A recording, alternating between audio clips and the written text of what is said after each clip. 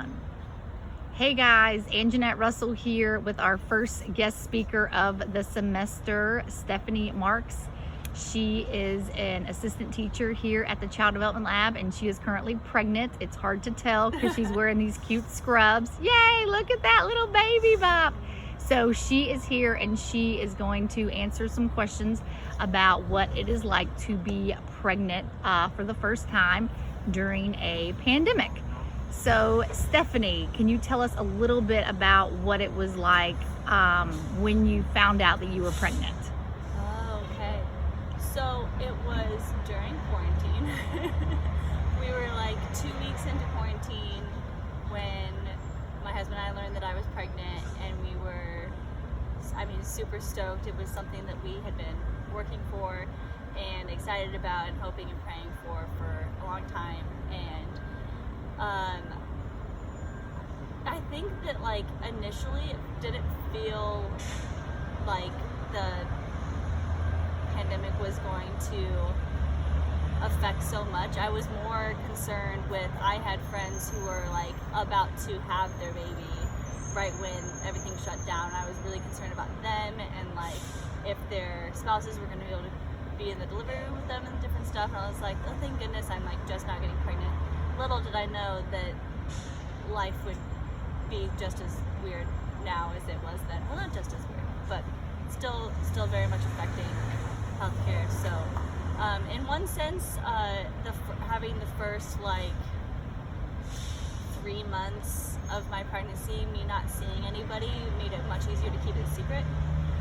During the first trimester, when we weren't comfortable yet sharing that we were pregnant because of all of the different risk factors that happened during the first trimester. And so that was weird. And we live very far away from family, and so calling family and telling them was going to be how we were going to have to tell them anyway. And so that wasn't too different for us. So this being your first time being pregnant, has your partner and husband been able to go with you to any of the doctor's appointments or checkups or anything like that? No. The OB I'm going to, well, I guess my very first appointment was with a family doctor, and he was allowed to come because we have only lived in town for about a year, and so I didn't even have a family doctor. And so I was like, the first order of business is to get a family doctor, and then he referred us to who is now our OB.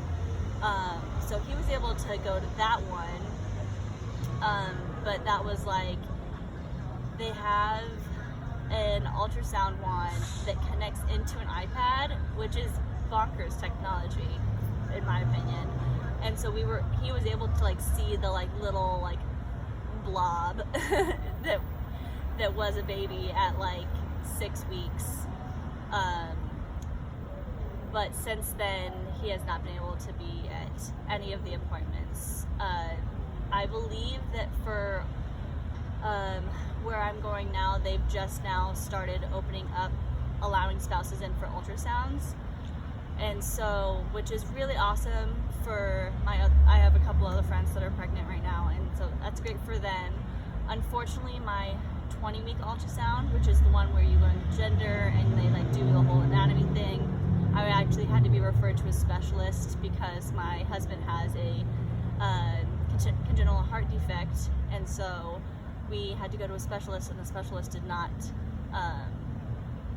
not allow spouses. And so that was hard, but he's been able to FaceTime in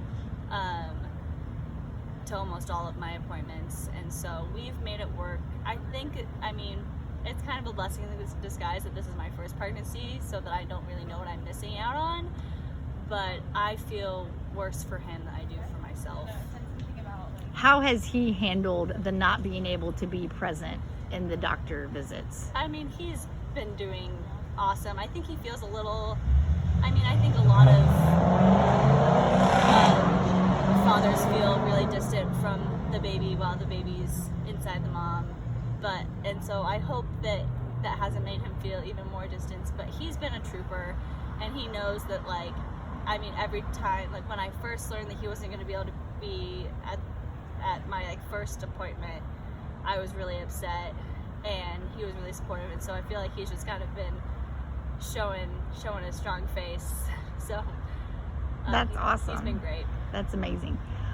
Do you know at this time, will he be allowed to be in the room at the hospital when you go and give birth? Okay. Yes. So my understanding is that current hospital policy is that the spouse, and I believe this has been true throughout all of the pandemic, is that spouse and spouse only is allowed to be in the birthing room, but that they are basically, you're quarantined in there together, so they cannot leave to run and pick things up back up from the house, or like my mom is a nurse, and she at the beginning of the pandemic was like, you will not believe how many husbands have disqualified themselves from being with their wife and newborn child because of having to go take a smoke break.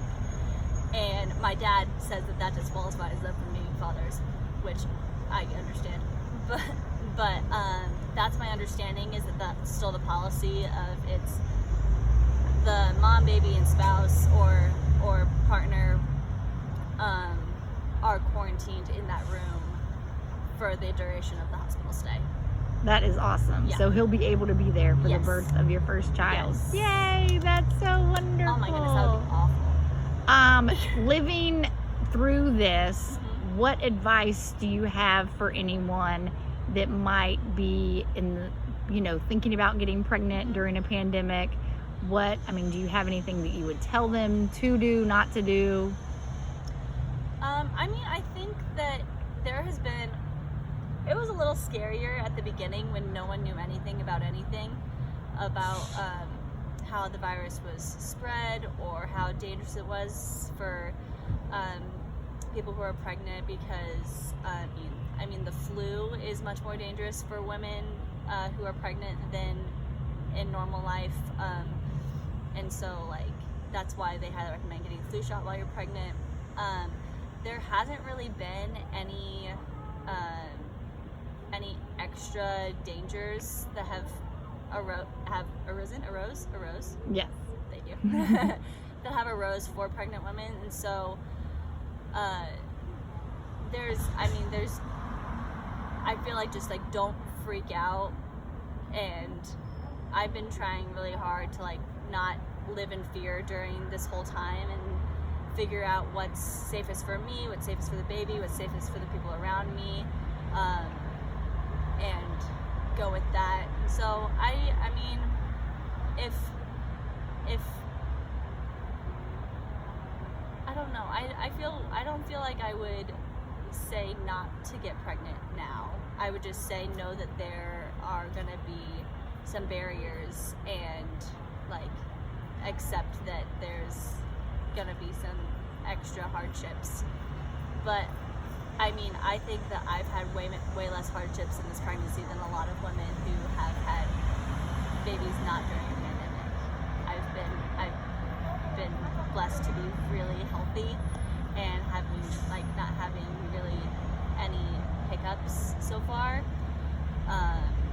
which growing a human is always kind of gonna be a risk, but keeps us going. It's worth it.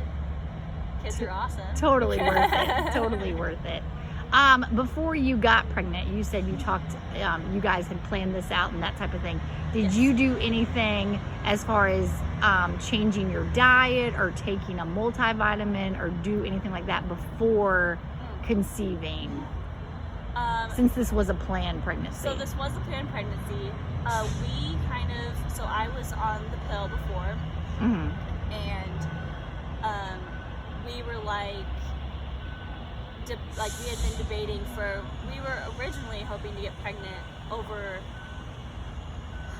a year ago, but then we learned that we were going to be moving, and Okay. that now was not the time, and so then we waited a year and we started settling into our lives a little bit, and we got a house and started getting more stable positions in our workplaces, and we're basically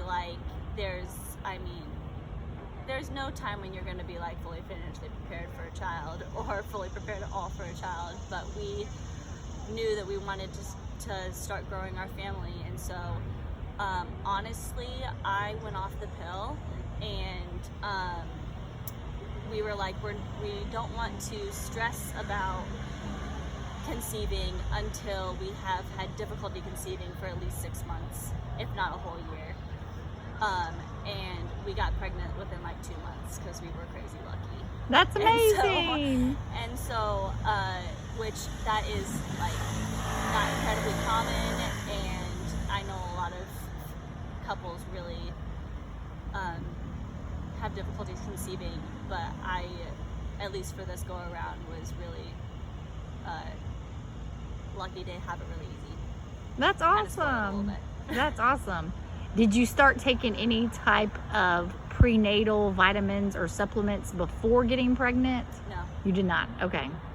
So, but after you realized you were pregnant, Yes. then you. Yeah, as soon as we saw 2 little pink lines, I went and got some vitamins. That's awesome. That is amazing. Well, thank you so much for allowing me to interview you. I know my students have enjoyed this, and yeah, you're amazing. Oh, no problem. Thank you so much. You're welcome. Okay, bye. Bye.